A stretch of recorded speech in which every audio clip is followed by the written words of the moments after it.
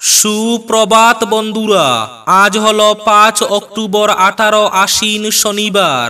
আজকের সকালের বিশেষ বিশেষ খবরগুলি হলো তারিখের পর তারিখ এখনো বন্যার ক্ষতিপূরণের টাকা না পেয়ে ফুঁসছেন বন্যাক্রান্তরা। বন্যার ক্ষতিপূরণের আশায় বসে আছেন বরাকের বন্যাক্রান্তরা। বিস্তারিত থাকবে প্রতিবেদনে।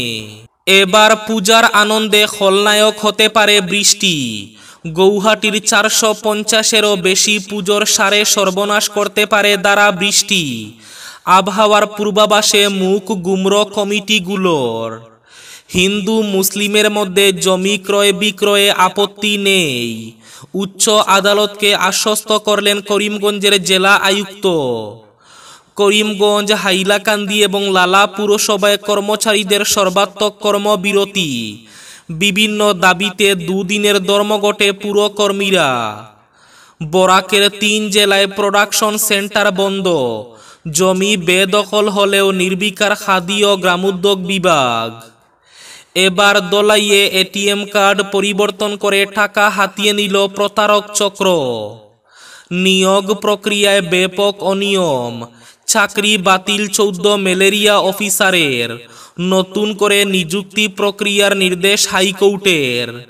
রাজ্যে 19 পুলিশ অফিসারের নিয়োগ অবৈধ, চাকরি বাতিল। কোষাগার বেহাল, অব্যবহৃত টাকা ফেরানোর নির্দেশ প্রতিটি বিভাগকে। মিড ডে মিলে বরাদ্দ অব্যবহৃত টাকা ফেরাতে হচ্ছে প্রতিটি স্কুলকে। পড়ুয়াদের মধ্যাহ্ন ভোজনের লক্ষ লক্ষ টাকা ফেরত গেল দিশপুরে। করিমগঞ্জ জেলায় প্রায় প্রতিটি বিদ্যালয়ে 3 থেকে 10 লক্ষ টাকা মধ্যাহ্ন ভোজনের অ্যাকাউন্টে। এত টাকা জমা থাকলো কি করে, উঠছে প্রশ্ন। পুজোর আগেই উপনির্বাচনের নির্ঘণ্ট। নভেম্বরের প্রথম সপ্তাহে হতে পারে নির্বাচন। টিডিসি পঞ্চম সেমিস্টারের অতিরিক্ত মাসুল আগামী 8 অক্টোবরের মধ্যে অ্যাকাউন্টে ফেরত পাঠানো হবে। ঘোষণা শিলচর গুরুচরণ কলেজের অধ্যক্ষের। আজ যাত্রা শুরু শিলচর কাছাড় লক্ষ্মীপুর সমজেলার। দুবাইয়ে আন্তর্জাতিক রেস্টুরেন্ট সম্মানে ভূষিত করিমগঞ্জের এমাদুল হক। লাইট জ্বালালে বুক কেঁপে উঠছে জনতার। 5 কেজি চাল দেওয়া দরিদ্র পরিবারের আসছে 5,000 টাকা পর্যন্ত বিদ্যুতের বিল। স্মার্ট মিটারের বিরুদ্ধে রাজ্য জুড়ে প্রতিবাদ অব্যাহত।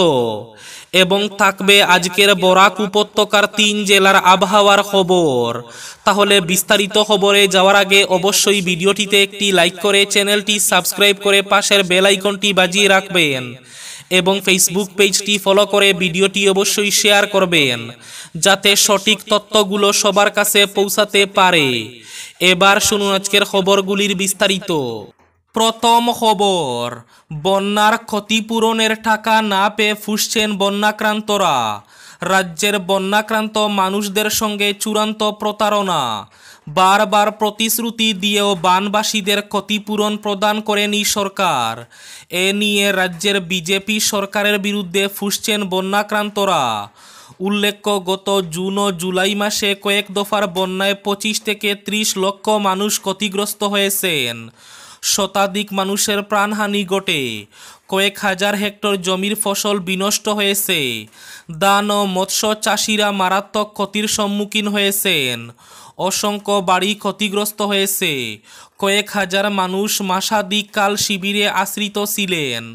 যাদের ঘরবাড়ি ক্ষতিগ্রস্ত হয়েছে এর মধ্যে বেশিরভাগই তাদের ঘর মেরামত করতে পারেননি।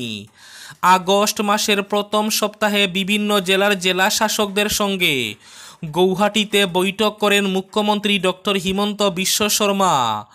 বৈঠক শেষে সরকারের পক্ষ থেকে এক বিবৃতিতে জানানো হয়, 15 আগস্ট অর্থাৎ স্বাধীনতা দিবসের আগে ক্ষতিগ্রস্তদের ক্ষতিপূরণ প্রদানের কাজ শুরু হবে। বিবৃতিতে আরও উল্লেখ করা হয়, 12 আগস্ট থেকে ক্ষতিপূরণ প্রদান শুরু হবে, কিন্তু সরকার কথা রাখেনি। পরবর্তীতে সংবাদ মাধ্যমের খবর ছড়ায় আগস্ট মাসের শেষ সপ্তাহে ক্ষতিপূরণ প্রদান করা হবে, তাও হয়নি। এরপর সেপ্টেম্বর মাসের প্রথম সপ্তাহে রাজ্যের মন্ত্রীরা বিভিন্ন জেলা পরিদর্শনে গিয়ে সাংবাদিক সম্মেলন করে বলেন, সেপ্টেম্বর মাসের মধ্যে বন্যাক্রান্তদের ক্ষতিপূরণ প্রদান করা হবে। কিন্তু সেপ্টেম্বর মাস চলে গেলেও এক পয়সাও ক্ষতিপূরণ দেয়নি সরকার। এখন উৎসবের মরশুম শুরু হয়েছে। অনেকে ভেবেছিলেন এই সময় বন্যার ক্ষতিপূরণ দেবে সরকার, কিন্তু এ নিয়ে টু শব্দ নেই সরকার প্রধানের মুখে। এদিকে বন্যাক্রান্তরা শীঘ্রই ক্ষতিপূরণ দেওয়ার দাবি জানিয়েছেন। এবার দলাইয়ে এটিএম কার্ড বদলে অর্থ হাতিয়ে নিল প্রতারক চক্র। স্টেট ব্যাংক অব ইন্ডিয়ার দলাই শাখার এটিএম কাউন্টারে প্রতারণার শিকার হলেন এক গ্রাহক।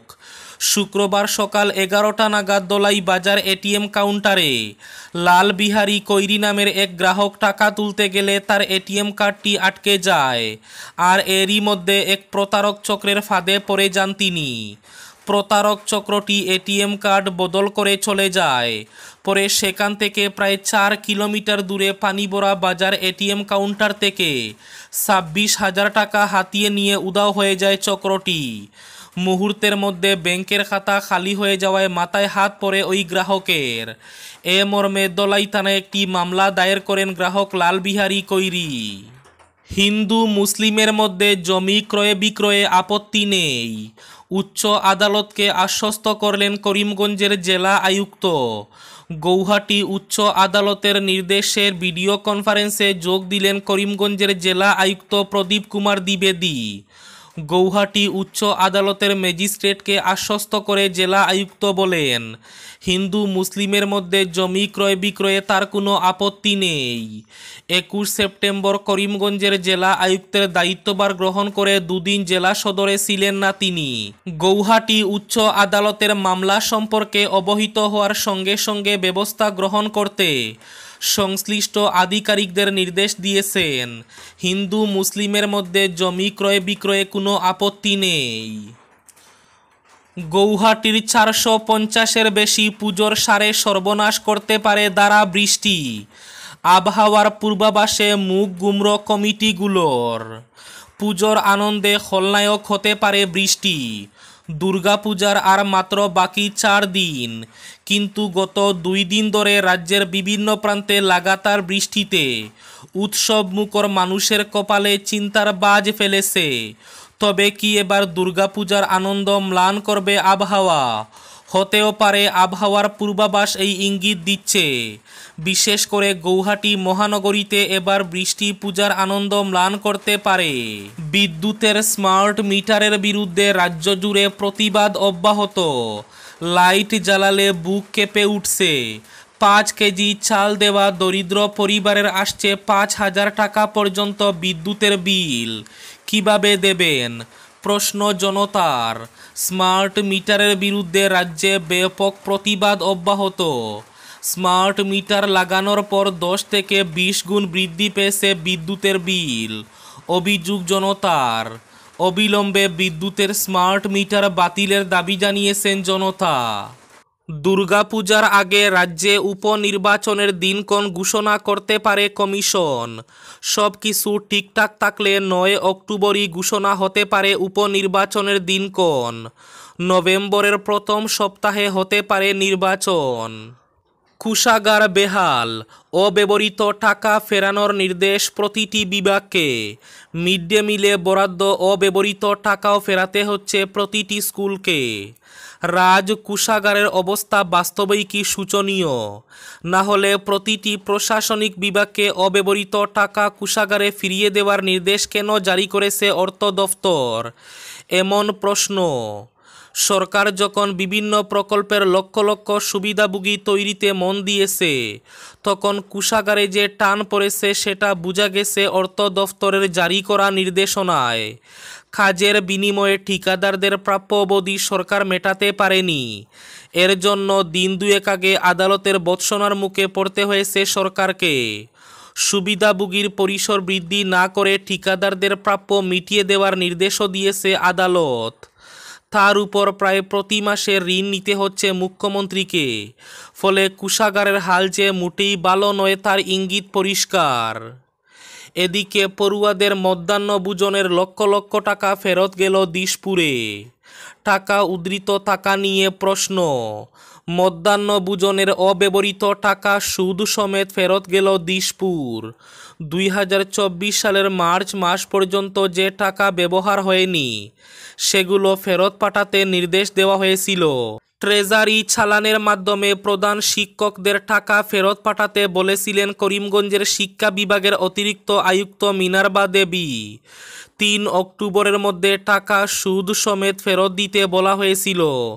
সেই অনুসারে প্রতিটি বিদ্যালয়ের প্রধান শিক্ষকরা ছাত্রছাত্রীদের মধ্যাহ্নভোজনের উদ্ধৃত টাকা ফেরত পাঠান। প্রধানমন্ত্রী পোষণ শক্তি নিরাময় অর্থাৎ মিড ডে মিলের মূল টাকা শিক্ষা বিভাগের 911 ডিডাক্ট ফাইল এবং ব্যাংকে জমা থাকার পর যে সুদ জমা পড়েছে তা 0049 ইন্টারেস্ট রিসিপেন্ট 480 নম্বর অ্যাকাউন্টে পাঠাতে বলা হয়েছে। কিস্তি হিসাবে কিংবা পর্যায়ক্রমে টাকা পাঠালে তা কোনোভাবে গ্রহণযোগ্য করা হবে না বলে পত্রে উল্লেখ করা হয়েছে। জানা গেছে করিমগঞ্জ জেলায় যতগুলো বিদ্যালয় রয়েছে প্রায় সবগুলোতে 3 থেকে 10 লক্ষ টাকা মধ্যাহ্নভোজনের অ্যাকাউন্টে জমা ছিল। এখানে সঙ্গত কারণে প্রশ্ন দেখা দিয়েছে, প্রতিটি বিদ্যালয়ে মধ্যাহ্নভোজনের লক্ষ লক্ষ টাকা জমা থাকলো কী করে। আজ যাত্রা শুরু শিলচর লক্ষ্মীপুর সমজেলার। উপজেলা নয়, লক্ষ্মীপুর হচ্ছে সমজেলা বা ডিস্ট্রিক্ট। আজ যাত্রা শুরু করবে কাছাড় জেলার একমাত্র এই সমজেলা। ফুলের তলে সমজেলা দফতরের আনুষ্ঠানিকভাবে দ্বারোদ্ঘাটন করবেন জেলার অভিভাবক মন্ত্রী জয়ন্ত মল্ল বড়ুয়া। ফুলের তলে লক্ষ্মীপুর ভিডিও দফতরের পাশে সদ্ভাবনা ভবনে আপাতত চলবে সমজেলার কাজকর্ম। পরে স্থায়ী কার্যালয় তৈরি হলে সেখানে স্থানান্তর হবে এটি। নিয়োগ প্রক্রিয়ায় ব্যাপক অনিয়ম, চাকরি বাতিল 14 ম্যালেরিয়া অফিসারের। নতুন করে নিযুক্তি প্রক্রিয়ার নির্দেশ হাইকোর্টের। জেলা ম্যালেরিয়া অফিসার পদে নিয়োগের জন্য প্রকাশ করা বিজ্ঞাপন, নিয়োগ প্রক্রিয়া এবং নিয়োগের তালিকা বাতিল করে দিল হাইকোর্ট। একই সঙ্গে শীঘ্রই সংশ্লিষ্ট পদে নতুন করে নিয়োগ প্রক্রিয়া শুরু করতে এপিএসসিকে নির্দেশ দিয়েছে গৌহাটি হাইকোর্টের ডিভিশন বেঞ্চ। এদিকে রাজ্য পুলিশ অফিসারদের নিয়োগেও কেলেঙ্কারি। আর এই কেলেঙ্কারির অভিযোগে এবং বেআইনিভাবে নিযুক্তির দায়ে চাকরি গেল রাজ্যের 19 পুলিশ অফিসারের। রাজ্য সরকারের সাম্প্রতিক এক নির্দেশে ওই পুলিশ অফিসারদের চাকরি বাতিলের নির্দেশ জারি করা হয়েছে। করিমগঞ্জ, হাইলাকান্দি ও লালা পুরসভায় কর্মচারীদের সর্বাত্মক কর্মবিরতি। বিভিন্ন দাবিতে দুদিনের ধর্মঘটে পুরকর্মীরা। রাজ্যের বিভিন্ন পুরসভা, টাউন কমিটিতে কর্মরত পুর কর্মচারীদের চাকরি সরকারিকরণ সহ বিভিন্ন দাবিতে সারা অসম পুর কর্মচারী সংস্থার ডাকা 2 দিনব্যাপী সর্বাত্মক কর্মবিরতি আন্দোলনের প্রথম দিন শুক্রবার করিমগঞ্জ সহ হাইলাকান্দি ও লালা পুরসভায় স্বাভাবিক কাজকর্ম ব্যাহত হয়েছে। শুক্রবার সকাল 5টা থেকে শুরু হওয়া কর্মবিরতি আন্দোলনে লালা পুরসভা এবং হাইলাকান্দি পুরসভা সহ করিমগঞ্জের পুরসভার সর্বস্তরের কর্মচারীরা অংশগ্রহণ করায় এদিন 2 শহরে সাফাই কাজকর্ম সহ অন্য সব কাজকর্ম ব্যাহত হয়।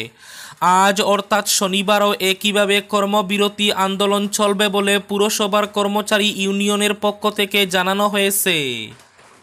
আন্তর্জাতিক রেস্টুরেন্ট সম্মানে ভূষিত হলেন করিমগঞ্জ জেলার এমাদুল হক চৌধুরী। তিনি সুদূর দুবাইয়ে ইন্টারন্যাশনাল রেস্টুরেন্ট অ্যাওয়ার্ড 2024-এ ভূষিত হন। তিনি মূলত করিমগঞ্জ শহরতলি শরীফনগরের বাসিন্দা হলেও বর্তমানে কর্মসূত্রে আয়ারল্যান্ড প্রবাসী হিসাবে রয়েছেন ইন্ডিয়ান তন্দুরি রেস্টুরেন্টের স্বত্বাধিকারী এমাদুল হক চৌধুরী শামীম। আজকের বরাক উপত্যকার 3 জেলার আবহাওয়ার খবর। আজও বরাক উপত্যকার 3 জেলার আকাশ মেঘলার পাশাপাশি হালকা থেকে মাঝারি বৃষ্টিপাতের পূর্বাভাস পুরো দিন। শিলচর, কাছাড়ে আজ সর্বোচ্চ তাপমাত্রা থাকবে 29 ডিগ্রি সেলসিয়াস এবং সর্বনিম্ন তাপমাত্রা থাকবে 24 ডিগ্রি সেলসিয়াস। করিমগঞ্জ জেলায় আজ সর্বোচ্চ তাপমাত্রা থাকবে 28 ডিগ্রি সেলসিয়াস এবং সর্বনিম্ন তাপমাত্রা থাকবে 24 ডিগ্রি সেলসিয়াস। হাইলাকান্দি জেলায় আজ সর্বোচ্চ তাপমাত্রা থাকবে 29 ডিগ্রি সেলসিয়াস এবং সর্বনিম্ন তাপমাত্রা থাকবে 24 ডিগ্রি সেলসিয়াস। এবার শেষ খবরটি, বরাকের 3 জেলায় প্রোডাকশন সেন্টার বন্ধ, জমি বেদখল হলেও নির্বিকার খাদি ও গ্রামোদ্যোগ বিভাগ। রাজ্য সরকারের খাদি ও গ্রামোদ্যোগ বিভাগের উদাসীনতায় বরাক উপত্যকার 3 জেলার খাদি ভান্ডার সহ একাধিক প্রোডাকশন সেন্টার বন্ধ, জমি বেদখল হয়ে পড়েছে। বর্তমানে বরাক উপত্যকায় ওই বিভাগের অস্তিত্ব নিয়ে বিভিন্ন মহল থেকে প্রশ্ন উঠেছে। এক সময়ে বরাক উপত্যকার 3 জেলায় খাদি ও গ্রামোদ্যোগ বিভাগের খাদি ভান্ডার সহ একাধিক প্রোডাকশন সেন্টারের রমরমা ব্যবসা উৎপাদন চললেও বর্তমানে তার রীতিমতো ইতিহাস হয়ে পড়েছে। একাধিক সেন্টারের জমিও বেদখল হওয়ার জোর সম্ভাবনা দেখা দিয়েছে। এই ছিল আজকের সকালের বিশেষ খবরগুলি। ভিডিওটি অবশ্যই লাইক করে শেয়ার করে দেবেন।